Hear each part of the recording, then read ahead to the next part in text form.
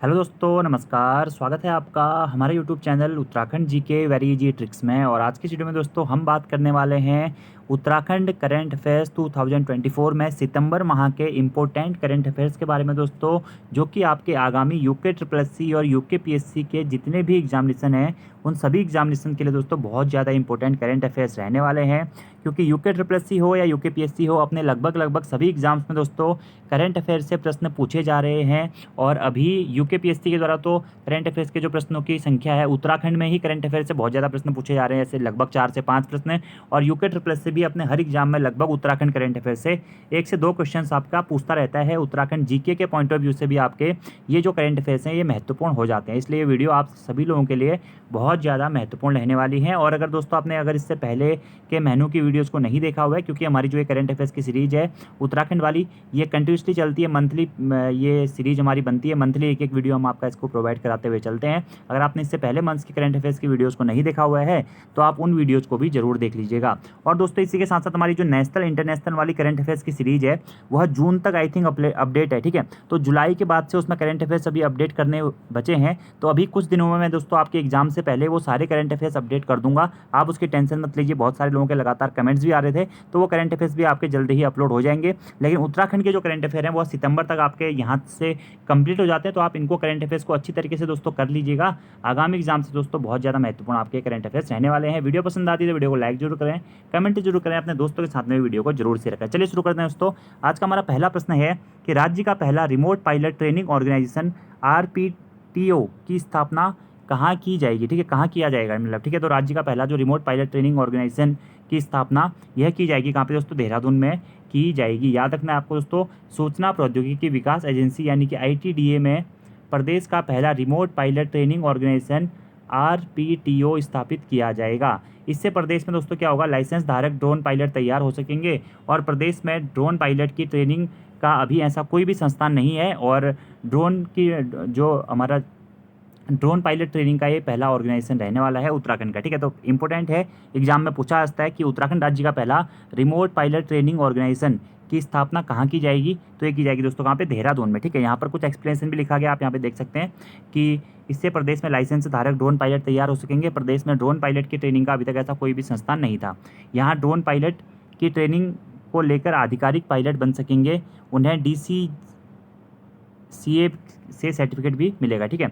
Uttarakhand drone संवर्धन एवं उपयोग नीति 2023 की रूपरेखा प्रस्तुत की गई थी। और उत्तराखंड ड्रोन संवर्धन एवं उपयोग नीति 2023 के आने से वर्ष 2030 तक इस राज्य में ड्रोन उत्पादन एवं सेवाओं के माध्यम से 5,000 युवाओं को रोजगार मिलेगा। इस क्षेत्र में 1,000 करोड़ के निवेश का लक्ष्य भी रखा गया है। तो ये पॉइंट दोस्तों आपके लिए इंपॉर्टेंट है। एक पॉइंट तो ये इंपॉर्टेंट हो गया कि राज्य का पहला रिमोट पायलट ट्रेनिंग ऑर्गेनाइजेशन की स्थापना कहाँ की जा रही है, देहरादून में की जा रही है। दूसरा ये हो जाएगा कि उत्तराखंड में ड्रोन संवर्धन एवं उपयोग नीति कब की नीति है दोस्तों, 2023 की ये नीति है, ठीक है। इसके तहत क्या लक्ष्य रखा गया, इसके तहत लक्ष्य रखा गया है 2030 तक उत्तराखंड राज्य में 5,000 युवाओं को ड्रोन से संबंधित उत्पादन में और सेवाओं में रोजगार मिलेगा। याद रखना है आपको, ठीक है। अगला और इससे भी ज़्यादा महत्वपूर्ण प्रश्न है दोस्तों कि उत्तराखंड का मुख्य न्यायाधीश किसे नियुक्त किया गया है। तो उत्तराखंड के दोस्तों अगले आपके मुख्य न्यायाधीश नियुक्त किए गए हैं न्यायाधीश नरेंद्र जी। इससे पहले दोस्तों हमारी उत्तराखंड की वर्तमान में मुख्य न्यायाधीश कौन है, जिनसे प्रश्न भी एग्जाम में पूछा जा चुका है, यूके ट्रिपल एस ने भी पूछा है और यूके पीएससी ने पूछा है, तो वह रितु भारी, जस्टिस जो हमारी रितु भारी जी हैं, इनका 10 अक्टूबर को ये सेवानिवृत्त हो रहे हैं। और इनके ही स्थान पर दोस्तों न्यायाधीश नरेंद्र जी को उत्तराखंड उच्च न्यायालय का नया मुख्य न्यायाधीश नियुक्त किया गया है। उत्तराखंड का उच्च न्यायालय कहाँ दोस्तों, नैनीताल में स्थित है। और 9 नवंबर सन 2000 को भारत के 20वें न्यायालय के क्रम में हमारा जो नैनीताल उच्च न्यायालय है उसकी स्थापना की गई थी। और वर्तमान में हमारे जो इसके मुख्य न्यायाधीश हैं रितु भारी जी, 10 अक्टूबर को ये सेवानिवृत्त हो जाएंगी। और उसके पश्चात दोस्तों उत्तराखंड राज्य के मुख्य न्यायाधीश कौन नियुक्त किए गए हैं, वह है न्यायाधीश नरेंद्र जी। इंपॉर्टेंट क्वेश्चन है, एग्जाम में पूछा जा सकता है, ठीक है।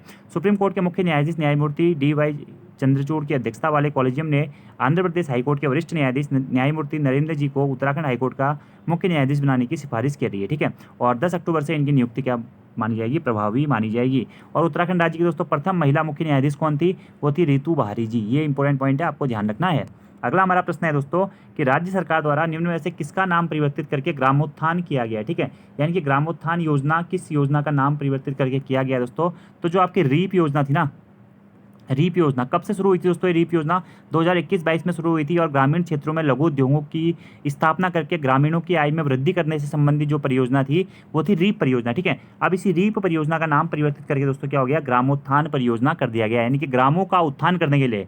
क्योंकि इस योजना का जो मुख्य उद्देश्य था वो था गाँव में या ग्रामीण क्षेत्रों में लघु उद्योगों की स्थापना करके जो ग्रामीण लोग हैं, जो गाँव में लोग निवास करते हैं, उनकी आय में वृद्धि करना, ताकि ग्रामीण स्तर से दोस्तों क्या हो, हमारी वृद्धि और ग्रामीण परियोजना के माध्यम से इसका संचालन किया जा रहा था। तो इसी कारण दोस्तों इस परियोजना का नाम आप रख दिया क्या, ग्रामोत्थान परियोजना या ग्रामोत्थान योजना। आपको ध्यान रखना है किस परियोजना के स्थान पर, रीप परियोजना के स्थान पर। ठीक है, और रीप का फुल फॉर्म क्या थी, वो थी ग्रामीण उद्यम वेग वृद्धि परियोजना। ठीक है, तो थोड़ा सा जान लेते हैं इसके बारे में कि राज्य सरकार द्वारा किसका नाम परिवर्तित करके ग्रामोत्थान किया गया है। तो ग्रामीण उद्यम वेग वृद्धि परियोजना जो थी दोस्तों, इसका नाम परिवर्तित करके आप ग्रामोत्थान परियोजना कर दिया गया है। ठीक है, ग्रामीण उद्यम वेग वृद्धि परियोजना रीप का नाम बदल दिया गया है, अब इसको ग्रामोत्थान योजना के नाम से जाना जाएगा। वर्ष 2021-22 में राज्य के ग्रामीण क्षेत्रों में लघु उद्योगों की स्थापना कर ग्रामीणों की आय में वृद्धि करने के लिए ग्रामीण उद्यम वेग वृद्धि परियोजना का संचालन हुआ था, और अब इसका वर्तमान में नाम परिवर्तित करके दोस्तों क्या कर दिया गया है,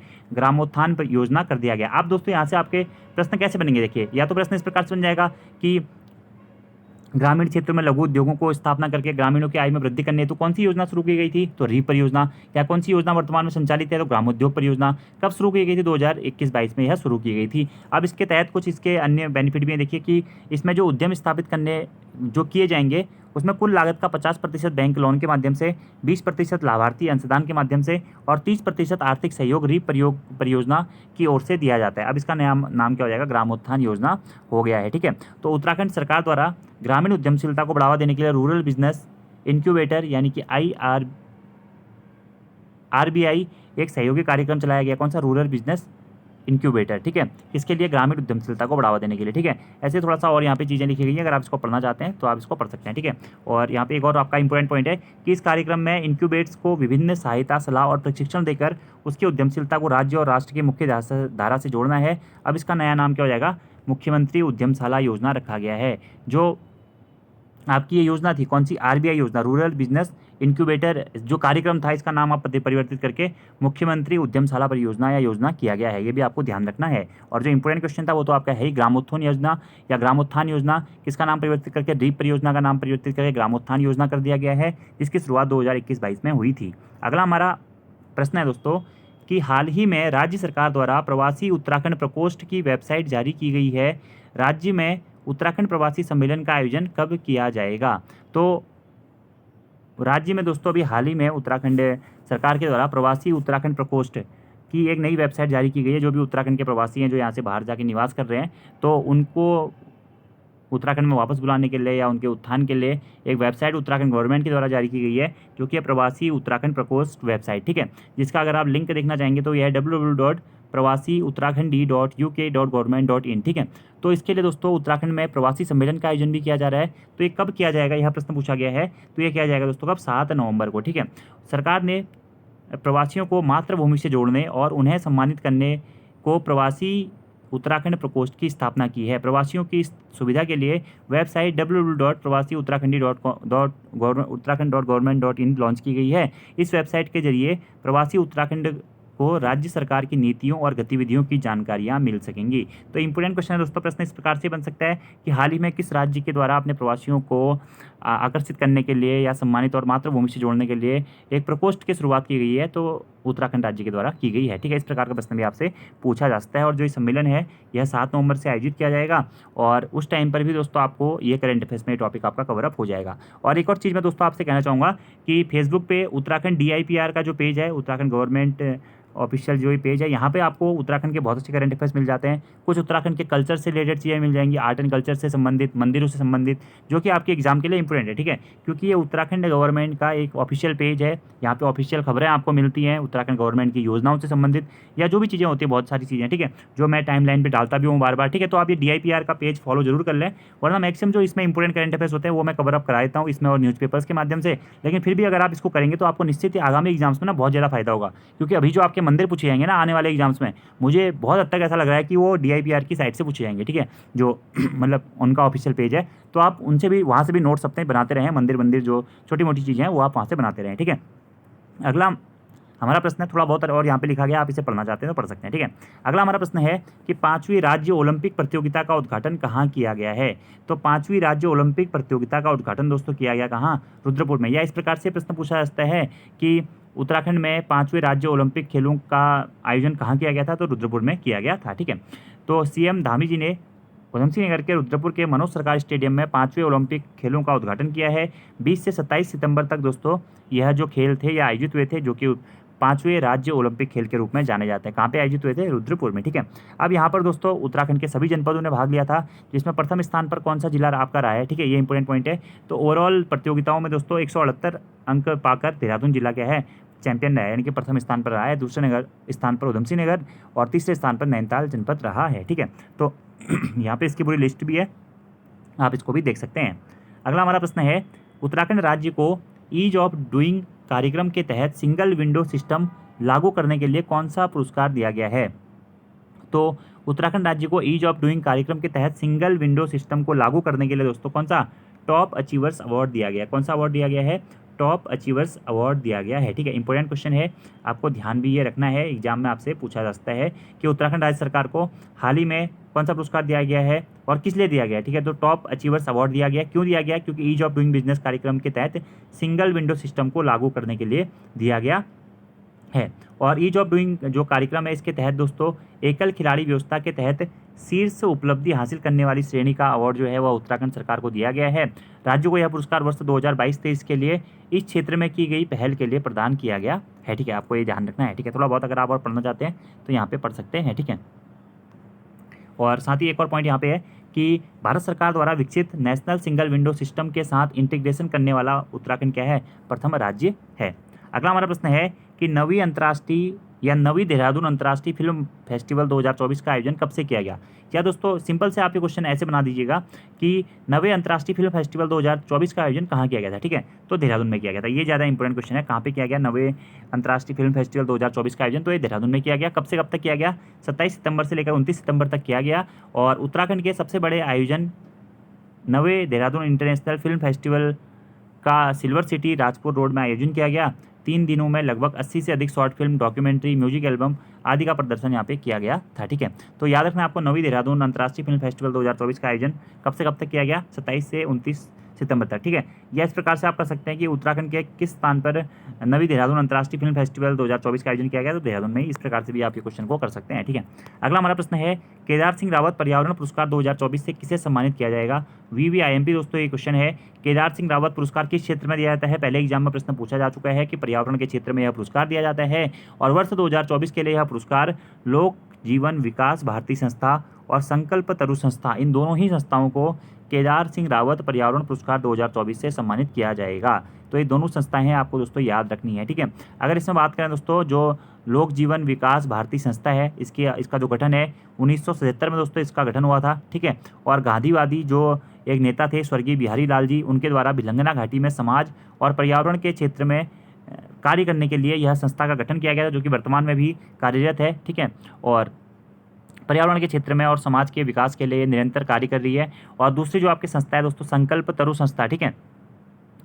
यह संकल्प तरु संस्था भी जो है उत्तराखंड सरकार के द्वारा आयोजित की जाती, मतलब उत्तराखंड में पहले से ही आयोजित हो रही है लगभग। इसके बारे में कहा जाता है कि चंडी प्रसाद भट्ट जी के द्वारा यह आपकी संस्था क्या हुई थी, शुरू हुई थी, ठीक है। तो इन दोनों ही संस्थाओं को केदार सिंह रावत पर्यावरण पुरस्कार 2024 से सम्मानित किया जाएगा, ठीक है। तो थोड़ा बहुत यहाँ पे जान लेते हैं इनके बारे में। चंडी प्रसाद भट्ट पर्यावरण एवं विकास केंद्र द्वारा केदार घाटी में चिपको के नेता रहे केदार सिंह रावत की स्मृति में पर्यावरण के क्षेत्र में उत्कृष्ट कार्य करने वाले व्यक्तियों और संगठनों को प्रदान किया गया केदार सिंह रावत पर्यावरण पुरस्कार इस वर्ष भिलंगना घाटी स्थित सर्वोदयी संस्था, लोक जीवन विकास भारती और देहरादून के संकल्प तरु संस्था को संयुक्त रूप से प्रदान किया जाएगा, ठीक है। तो जो ये संकल्प तरु संस्था है देहरादून की संस्था है, ठीक है। वो चंडी प्रसाद भट्ट वाला दोस्तों आप वो हटा दीजिएगा, क्योंकि उन्होंने 10 वाली ग्राम स्वराज संघ की स्थापना करी थी, ठीक है। तो ये भी आपको नोट डाउन करना है। बाकी यहाँ पे थोड़ा बहुत और लिखा गया, अगर आप इसको पढ़ना चाहते हैं तो आप इसको पढ़ सकते हैं, ठीक है। वर्ष 2012 से अपूर्व भंडारी की ओर से गठित, हाँ, जो संकल्प तरु संस्था है वो अपूर्व भंडारी के द्वारा इसका गठन किया गया था। अभी थोड़ी देर पहले मैंने आपको चंडी प्रसाद भट्ट बता दिया था दोस्तों गलती से, तो आप उसको संशोधित कर लीजिएगा।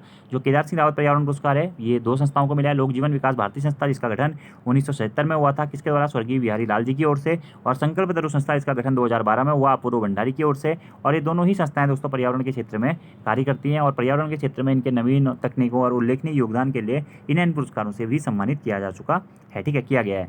अगला हमारा प्रश्न है कि निम्नलिखित में से किसे सर्वश्रेष्ठ पर्यटन ग्राम पुरस्कार 2024 से सम्मानित नहीं किया गया है।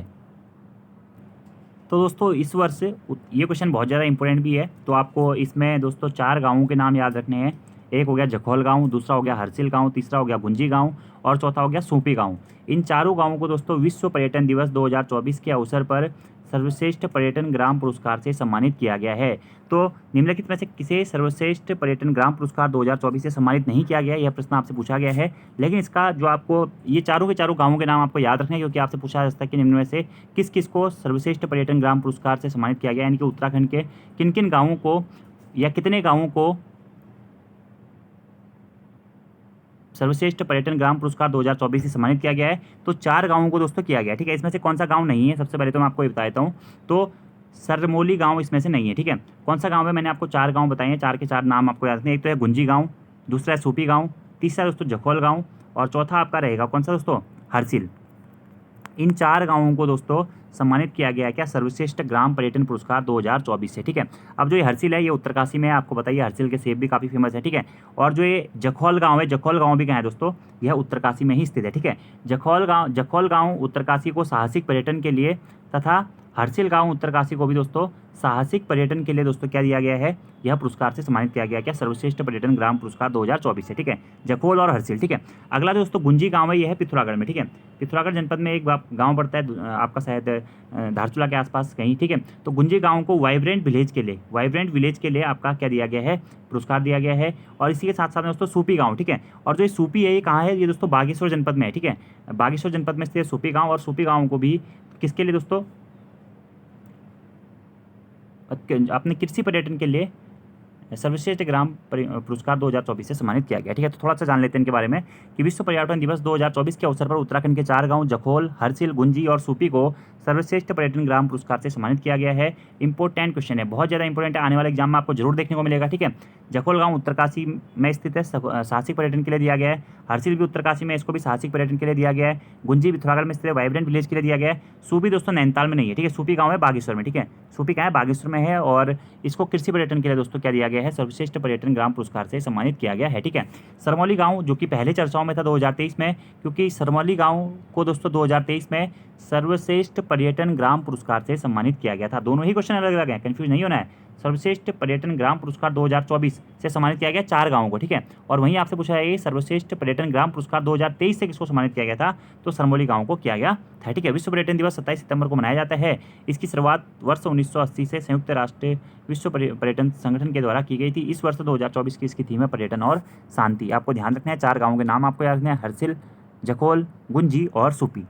अगला हमारा प्रश्न है, राज्य में प्रत्येक वर्ष गणभोज दिवस कब मनाया जाता है, तो 7 अक्टूबर को दोस्तों राज्य में प्रत्येक वर्ष से क्या मनाया जाता है, गणभोज दिवस मनाया जाता है। और उत्तराखंड के परंपरागत भोजन को मुख्य धारा से जोड़ने और उसके प्रचार प्रसार करने हेतु दोस्तों यह गणभोज दिवस मनाया जाता है, जिसको दोस्तों वर्ष 2000 से इसकी शुरुआत हुई थी। और इस गणभोज दिवस का नारा है, कोंदा झंगोरा खाएंगे उत्तराखंड बनाएंगे, ठीक है, याद रखना है आपको। अगला हमारा प्रश्न है कि 6वीं राज्य खाद्य सुरक्षा सूचकांक 2024 में उत्तराखंड का कौन सा स्थान है। जो एक खाद्य सुरक्षा सूचकांक था दोस्तों, काफ़ी चर्चाओं में रहता है, एग्जाम में हमेशा यहाँ से प्रश्न बनते हैं, तो आपको ये चीज़ें याद करते हुए चलनी रहती हैं, ठीक है। तो 6वां जो खाद्य सुरक्षा सूचकांक है, इसमें दोस्तों उत्तराखंड जो राज्य है वह 18वें स्थान पर रहा है, ठीक है। उत्तराखंड राज्य की रैंक इसमें बहुत ज़्यादा गिरी है, ठीक है। 2022 में आई थिंक इसमें उत्तराखंड राज्य 7वें स्थान पर था, ठीक है। 7वें से फिर शायद 2023 में 11वें स्थान पर रहा और वर्तमान में 18वें स्थान पर पहुंच गया, ठीक है। तो 6वीं राज्य खाद्य सुरक्षा सूचकांक 2024 में उत्तराखंड राज्य को कौन सा स्थान प्राप्त हुआ है, 18वां स्थान प्राप्त हुआ है। इंपॉर्टेंट क्वेश्चन है, अगर आपको ध्यान होगा पटवारी का एग्जाम पेपर 2022 में जो यूकेपीएससी के द्वारा कराया गया था, उसमें 2 बार ये प्रश्न बैक टू बैक पूछा गया था, ठीक है। और उसके अलावा भी बहुत सारे एग्जाम में ये प्रश्न पूछे जाते हैं इस प्रकार के। तो आपको इस बार याद रखना है कि जो भी 2024 में खाद्य सुरक्षा सूचकांक जारी हुआ है, जो कि 6वां खाद्य सुरक्षा सूचकांक है, इसमें उत्तराखंड राज्य को 18वां स्थान प्राप्त हुआ है, ठीक है। और प्रथम स्थान किसको प्राप्त हुआ है? केरल राज्य को दोस्तों प्रथम स्थान प्राप्त हुआ है। किसके द्वारा जारी की जाती है रिपोर्ट? तो 20 सितंबर 2024 को भारतीय खाद्य सुरक्षा एवं मानक प्राधिकरण द्वारा जारी खाद्य सुरक्षा सूचकांक 2024 यानी कि स्टेट फूड सेफ्टी इंडेक्स 2024 में केरल राज्य ने शीर्ष स्थान हासिल किया और उत्तराखंड राज्य कौन से 18वें स्थान पर है। अगला हमारा प्रश्न है कि उत्तराखंड राज्य के प्रथम महिला मुख्य सचिव कौन है? राधा रतूड़ी जी हैं। इनका अभी सेवा समाप्त होने वाली थी, लेकिन इनको उत्तराखंड गवर्नमेंट के द्वारा 6 माह का सेवा विस्तार दे दिया गया है, ठीक है। कितने? 6 माह का, ये भी आपको ध्यान रखना है।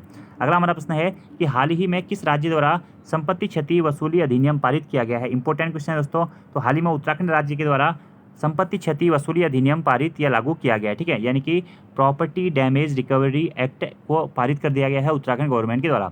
उत्तराखंड में यूपी और हरियाणा की तर्ज पर अब सार्वजनिक और निजी संपत्ति को क्षति पहुंचाने वाले उपद्रवियों से वसूली होगी, जिसे मानसून सत्र में विधेयक सर्वसम्मति से पारित होने के बाद राज्यपाल के अनुमोदन के लिए राजभवन भेजा गया था, ठीक है। वहीं अब विधेयक को राजभवन से भी मंजूरी मिल गई है। याद रखना दोस्तों आपको कि संपत्ति क्षति वसूली अधिनियम पारित किस राज्य के द्वारा किया गया? हाल ही में उत्तराखंड के द्वारा किया गया है।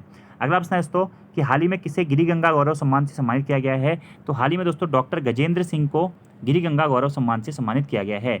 मैती संस्थान ने यूसैक के वैज्ञानिक डॉक्टर गजेंद्र सिंह को हिमालय क्षेत्र में किए गए विशेष वैज्ञानिक कार्य हेतु गिरी गंगा गौरव सम्मान से सम्मानित किया है। इंपॉर्टेंट क्वेश्चन है ये भी।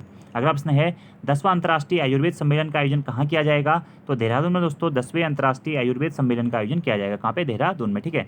उत्तराखंड में पहली बार अंतर्राष्ट्रीय आयुर्वेद सम्मेलन आयोजित किया जाएगा। आयुष मंत्रालय ने इस बार आयोजन की मेजबानी उत्तराखंड को सौंपी है। इंपॉर्टेंट क्वेश्चन है, इसी कारण एग्जाम में भी पूछा जाता है कि 10वां अंतर्राष्ट्रीय आयुर्वेद सम्मेलन का आयोजन कहाँ किया जाएगा? देहरादून में किया जाएगा। कब से कब तक किया जाएगा? 12 से 15 दिसंबर तक FRI देहरादून में दोस्तों 10वें अंतर्राष्ट्रीय आयुर्वेद सम्मेलन का आयोजन किया जाएगा। कहाँ पे? FRI देहरादून में। अगला हमारा प्रश्न है कि राज्य सरकार द्वारा प्रत्येक वर्ष साहित्य भूषण सम्मान प्रदान किया जाएगा। इसके तहत कितनी राशि प्रदान की जाती है? तो इसके तहत दोस्तों 5 लाख की राशि प्रदान की जाएगी, ठीक है। हिंदी दिवस पर जो हमारे मुख्यमंत्री हैं पुष्कर सिंह धामी जी के द्वारा ये घोषणा की गई थी 14 सितंबर को।